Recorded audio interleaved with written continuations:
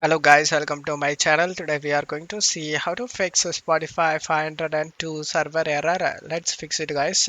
Method 1, you just need to open up browser, click on the three dot icon and select settings.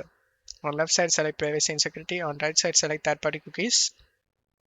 Select see all site data and permissions. Type here Spotify. Click on the trash icon and delete it. And now on left side select extensions. Turn off all the extensions you have. And now you can check if the problem solved or not. If not, method 2, you just need to go to search menu and type control panel. Click on open it. Select view network status and task. Select your connection. Select properties. Select IPv4 and select properties. Select use the following DNS server addresses and type here 8888. The alternative DNS server type 8844. Click on OK. Just to close stuff here and check if the problem solved or not. If not, method 3, you just need to change the browser.